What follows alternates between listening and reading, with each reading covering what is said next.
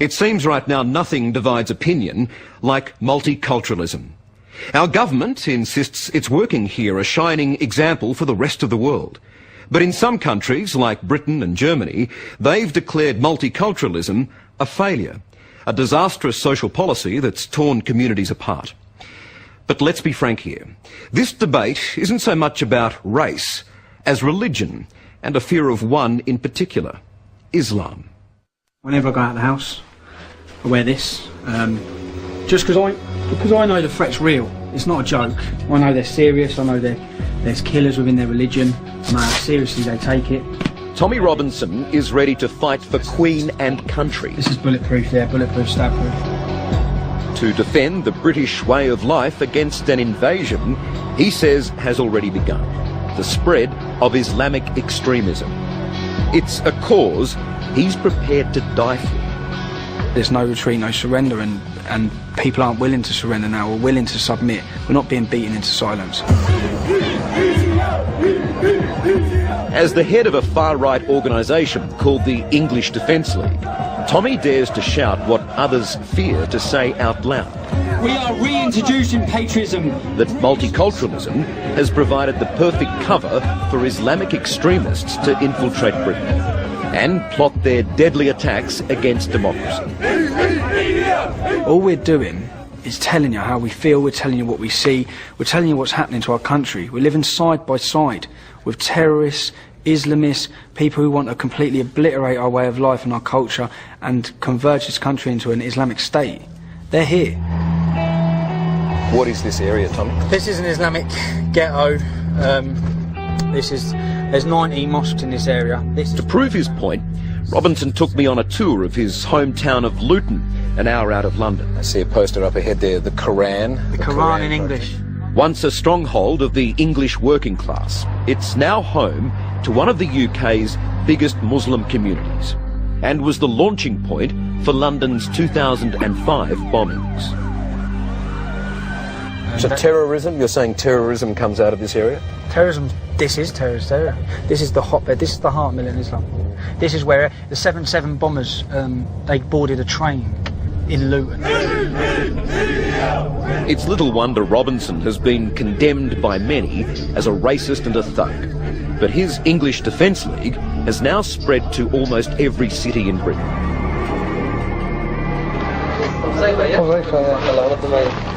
And his claims gained credibility with many in Britain, with the recent national broadcast of this shocking footage, secretly filmed inside an Islamic school in Birmingham. Yeah, we're not like the non-Muslim out there, and all that evil you see on the streets. They should hate walking down that street. Children were shown being taught to hate the British way of life. A person who's got less than a fistful of beer, then you should stay away from him the same way you stay away from a serpent or a snake. The lesson literally beaten into them by their teachers. What do you think of extreme Islam? It's a cancer, and it is embedded in every single Islamic community in this country. Every one of them. No matter what one you go to, there's a percentage of that community who wish for Sharia law, who are homophobic, who are anti-democratic, who are causing mayhem all across the country. Britain's Prime Minister David Cameron recently declared that multiculturalism here had been a failure, and he directly blamed Muslim extremists. He said that mosques like this may preach peace and tolerance, but there are many other hardline clerics who incite violence and hatred and division in the very neighbourhoods where they pray and live. In Australia, we might consider ourselves a multicultural success story. But here too, hardline Islamic fanatics spark fear and distrust of the wider Muslim community. Do you hate democracy? I hate democracy. Absolutely. With my heart, my speech and my hands. As much as I can. You're living in a democracy. Well, unfortunately. I would love the majority of Australians to be Islamic. If you believe Ibrahim Sadiq Conlon, Islam and multiculturalism can never coexist. Muslims are oppressed right now. For example, our women find it hard to wear their veils or their burqas. We can't get mosques approved. We find it He says all true Muslims must adhere to the Islamic law, or Sharia, and fight to destroy any other political system. So actually we're being oppressed by your current system. You want to bring down the government? Well, that's the aim of every Muslim, essentially. We have to, as every Muslim, we've been commanded to, as I say, hate any other system except Islam and work for it. Sharia law in many ways is extremely strict. It seems almost medieval some ways. Well, okay, yeah, we cut off hands. But I tell you what, we're going to be no people stealing. If you knew you were going to get your hand cut off, I tell you what, you ain't going to steal. Surely there are moderate, reasonable Muslims. As long as they love Sharia and hate democracy, that's fine. They have to hate democracy. They have to. You have to hate it. Incredibly, these fanatical views are coming from a man born and raised in Australia. Ibrahim Sadiq was once Shannon Conlon. We call for Sharia in Australia. Since he abandoned Christianity 12 years ago, he's emerged as one of Australian Islam's most radical voices, promoting the rise of an all-powerful Islamic state through his group, Sharia for Australia. Islam in Australia is getting stronger.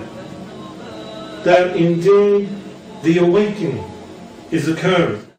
The very fact that he lives in a democracy allows him to platform those views. So he needs to understand that it's actually the freedoms of this democracy that allows him to form an argument like that and to platform it. I wouldn't identify with that sort of ideology at all. Would many Muslims identify with that? Absolutely not. Not the ones that I know, anyway. So you know there was a play about the Cronulla riots that... Summer Hadid is among the vast majority of Australian Muslims who embrace our social diversity and agree with the federal government that multiculturalism has been a stunning success here. I'd say I'm a product of multiculturalism, and so I find it quite interesting when people say that multiculturalism has failed. The majority of young Muslims, Australian young Muslims that I know, do not care for political Islamic or Islamist ideology. They're just going about their day-to-day existence, trying to contribute to their own professional fields, trying to, make their communities a better place. So they're not out to force Islam onto everyone? Not the ones that I know, and... They're not out to turn Australia into an Islamic state? Absolutely not. That's really my representation of the majority of Australian Muslims that I know.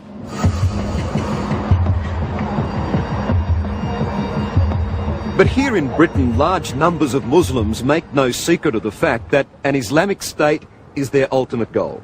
Forget about the laws coming out of Westminster. There are already 100 Sharia courts delivering Islamic justice. And with the Muslim population growing at 10 times faster than any other group, Islamic extremists are no longer keeping their beliefs to themselves. I don't agree with the British values of premixing. But you are British. A British passport is a mere born and document. educated here. I may be born here, but if I was born in a barn, it wouldn't make me a horse. My dear Muslims, we live in the time of fitna. Anjem Chowdhury is the face of extreme Islam in Britain, and he's proud of it. This is the downfall of Western civilization. His views have made him one of the most vilified men in Britain. 2 Islamic groups he represents have been banned by the government. No, you're Muslim first, you're Muslim second, and you're Muslim third. So in fact, wherever there's a Muslim around the world, there'll never be multiculturalism because you don't agree with being multicultural. No, multiculturalism is an anathema to Islam and Muslims. We don't believe that every culture can exist and can express itself within society. How do you view someone like me, a young white Christian man, likes democracy, likes the society we live in? Well, I think obviously that you're misguided. I would invite you to look at the Quran as the word of God. I believe that you're misguided. I would invite you to look at the Quran as the word of God and to embrace Islam, and God willing, you will attain paradise. Where am I headed? Well, if you die the way that you're dying, then you will go to the hellfire.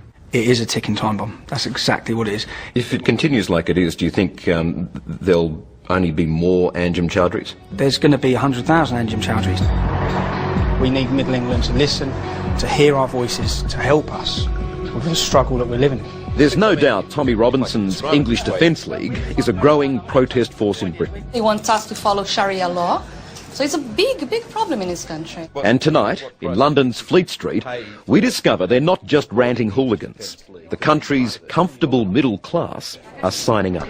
Is the English Defence League just working class lads like yourself who are racist? We are a working class community, mainly working class lads, but we're trying to break into Middle England. As you can see today, from the people who are here, we've got a trader, we've got a computer IT expert, we've got a barrister, we've got a judge, we've got all different sorts of people coming together, and we will defeat Islamism in this country. There's been an evaporation of our national identity, social cohesion has broken down, and there's parts of Britain that just don't feel like England anymore. Thank you. Leo McKinstry is a commentator and columnist Thank you very much. who's long criticised British multicultural policy, which allows 500,000 immigrants into the country every year. And we can't go on with this policy of saying you can come and live here, but you can cling completely to your own culture, the world you came from.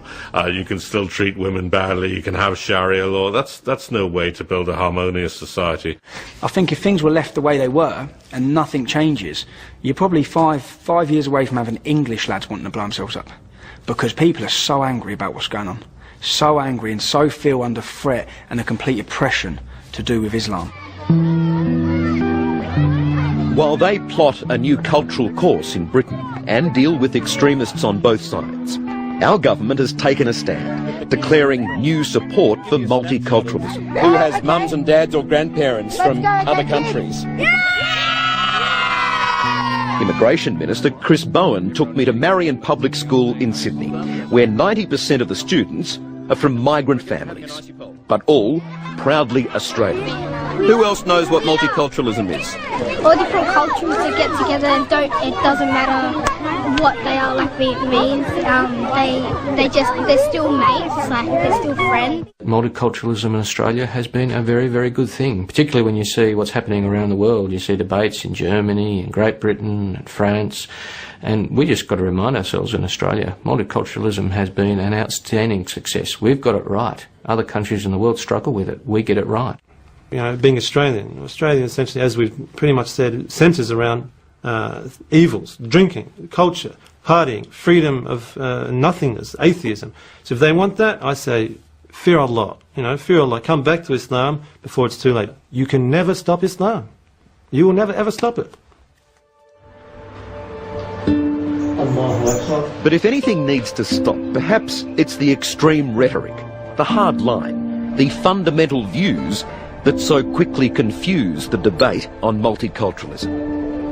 If we ever want to work towards a multiculturalism that works for everyone, we need to stamp out racism, and we need to take a stand on religious prejudices, but also take a stand on those who, do peddle extremist views, and say to them very clearly, you do not represent us. Bloody well said. Thank you. No worries. Thanks. No worries. That's about as Australian as you get. Absolutely.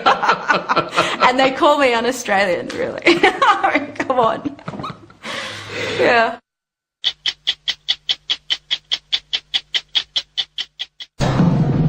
Coming up. She's looking for the camera.